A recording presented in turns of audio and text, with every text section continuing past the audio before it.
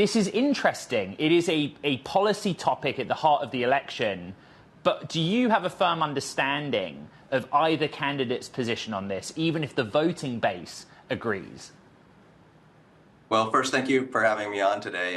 And you're correct that the asylum crisis on the border has certainly dominated the conversation. But behind the curtain, there is a lot of commonality across voters of both parties that high-skilled immigration is beneficial for the United States. And I think Americans understand immigration better than a lot of people give them credit for. They see CEOs, foreign-born CEOs at companies like Google, Uber, Chobani, and they know that they want those individuals investing and creating jobs in the United States. But this election will be the most consequential election for immigration policy, both in terms of that asylum crisis, but also for high-skilled immigration, because the candidates will implement very different policies, and that will affect how companies hire and attract and build out their talent pipelines. Okay, so I'm an employer. I want to get access to AI talent. I need to go abroad for it. What can I anticipate? How do I need to align my business hiring with either outcome from the election? Well, let's start with that. So, if President Trump is elected, we all recall back in 2016 that he put travel bans in place, and we are planning for that eventuality. So if he is elected again, we could see travel bans go into effect as early as the first week. They won't necessarily target AI specifically, but there could be peripheral damage, so to speak, if they target nationalities, China, for example, or just particular visa categories that employ a number of AI professionals in it.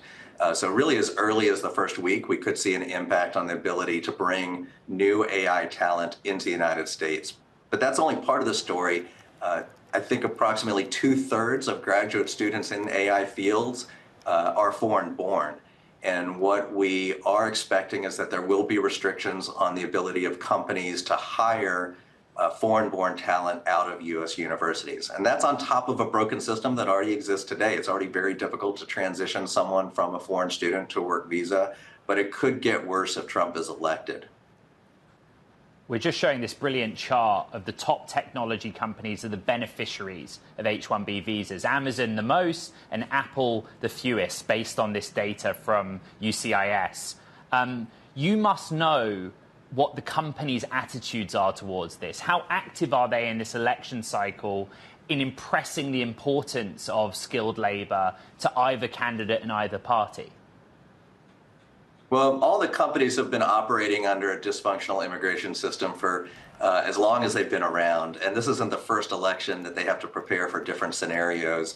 And even within any particular administration, there's very competing views about how to implement immigration policy.